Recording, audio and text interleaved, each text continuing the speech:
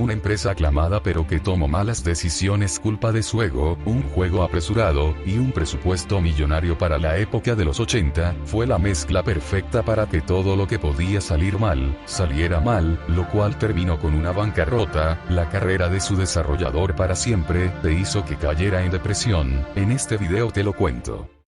E.T., el extraterrestre reconocido mundialmente, desde aquel año 1982 en el que apareció en la pantalla grande de los Estados Unidos de América, gracias a un joven Steven Spielberg, creado producto de su imaginación mientras transcurría el divorcio de sus padres. Película la cual fue la más taquillera hasta la llegada del Titanic, pero tiene su lado oscuro en el mundo de los videojuegos, de lo cual te hablaré hoy. El mismo año en el que se estrenó la película, saldría para el Atari 2600, este videojuego el cual, Atari dejó en manos del desarrollador Howard Shaw, y no es para menos, ya que es la misma persona que estuvo encargada de Gears Revenge con un 90% de aprobación por parte del público, siendo el juego original más vendido del Atari 2600, y Raiders of the Lost Ark, el juego de Indiana Jones, el cual tuvo una aprobación del 80%, un porcentaje muy alto realmente. Atari con este juego, pretendía cosechar varias ventas, dada la conexión con su película tan aclamada, pero lamentablemente, les salió el tiro por la culata, y esto no fue casualidad. Dado la espuma crítica que estaba generando la película de E.T., Atari no quería demorar con el lanzamiento y que se perdiera visibilidad, por lo que, le dieron a Howard tan solo 4 semanas para desarrollar y publicar el juego, y así, llegar a la campaña de Navidad de diciembre de 1982. Tengamos en cuenta que sus dos anteriores éxitos tomaron de 6 a 7 meses en realizarse, esto obviamente no les iba a jugar a favor. Pero claro, hasta ese momento no se pensaba que algo tan apresurado podría salir tan mal. Atari le ofreció a Howard $200,000 y unas vacaciones pagas a Hawái, con todo incluido, una jugosa oferta, y Howard, por supuesto no solo veía la recompensa económica en esto, sino que veía la posibilidad de ser el encargado de desarrollar un videojuego de una película la cual le fascinó, y tal vez, quedaría para la historia, y esto sucedió, quedó para la historia, pero probablemente no del modo que él quería. Para empezar, Atari tuvo un coste total de 125 millones para desarrollar el videojuego de E.T., y 25 millones tan solo fueron para comprar los derechos de la película, y así, poder llevarlo a su consola. Esto era un dineral para un juego de los 80. Es más, cuando Steve Ross, el CEO de la compañía madre de Atari, Warner Communications, le preguntó al CEO de Atari de ese entonces Ray Kassar, qué opinaba acerca de hacer un videojuego a partir de una película, respondió con firmeza: creo que es una idea estúpida, nunca hemos hecho un juego de acción a partir de una película.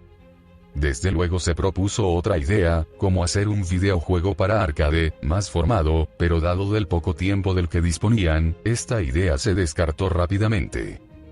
Ya con todo en manos, Howard comenzó su desarrollo, y en sus propias palabras, confesó: es el trabajo más arduo que haya hecho en mi vida. Uno de los problemas principales, es que era el único desarrollador del equipo.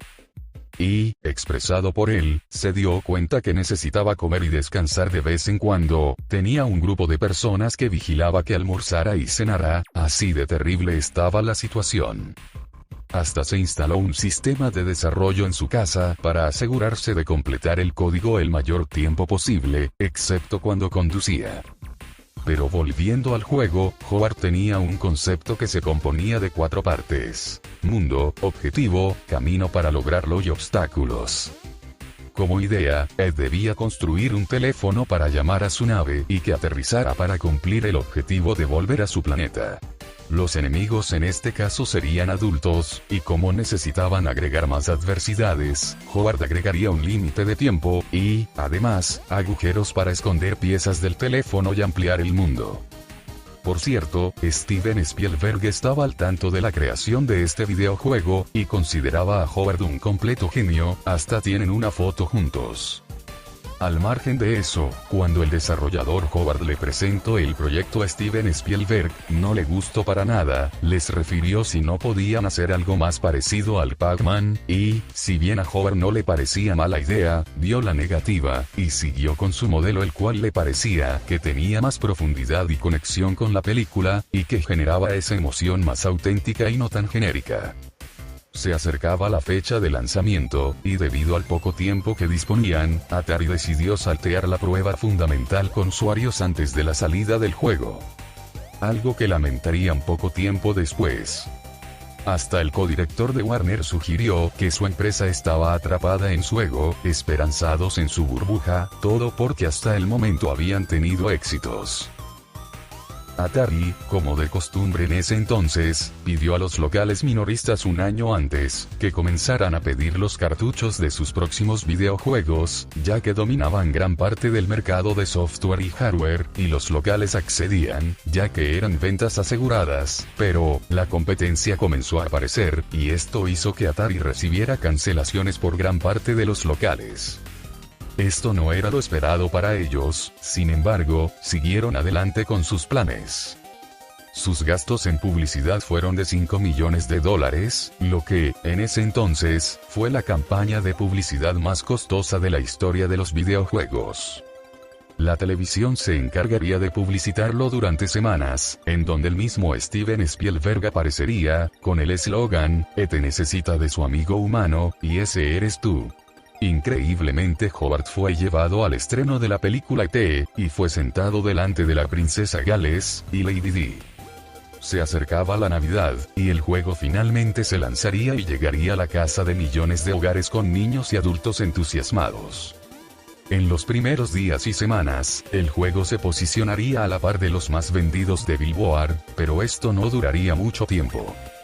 La historia del juego no era la esperada y pareció no conmover a nadie, los niños se quejaban de su jugabilidad tosca, imágenes malas para la época, además, de que inexplicablemente, E.T. se caía en pozos y no lograba salir de allí, lo cual hacía que se aburrieran rápidamente y sacaran el cartucho.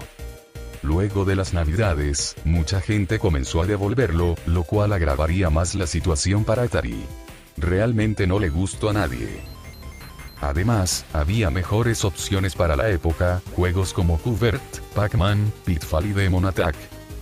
Si bien el juego se vendió, no fue lo esperado, que eran 4 millones de unidades, y vendió tan solo 1,5 millones, y un año después, en 1983, Atari registró pérdidas de más de $536 millones, y finalmente, en 1984, Warner vendería a Atari por $240 millones. Pero ya hablamos mucho del juego, que fue de su desarrollador. Bueno, nada muy bueno realmente. Al menos al principio. Se sintió el único responsable de la caída multimillonaria de la empresa para la cual trabajó, pero también cuenta que la situación fue mucho más compleja que eso. Howard expresó: "Tuve que tomarme un tiempo libre para recuperarme de toda esa experiencia, me dediqué a la industria inmobiliaria durante un par de años, pero la odié. Al final, regresé otra vez a la tecnología, al ámbito de los videojuegos como gerente y director, pero eso ya había perdido el encanto para mí". Frustrado creativamente, Howard inició proyectos de escritura y producción de televisión, pero no sirvió, ya que cayó en depresión. En 2008, ya con 51 años, se capacitó como psicoterapeuta, y ejerce desde entonces. En sus propias palabras, necesitaba compensar la depresión y trauma que le había generado E.T. Para abril de 2014, Howard tuvo la oportunidad de darle cierre a todo esto. Resulta que, en abril de 2014, una empresa cinematográfica estaba realizando un documental sobre una leyenda que llevaba rondando 30 años, trata sobre que en 1983, Atari, enterró en el desierto de Nuevo México, cargas de camiones enteras de juegos de E.T. que no fueron vendidos. Y Howard fue invitado a presenciar la excavación, él mismo no lo creía posible.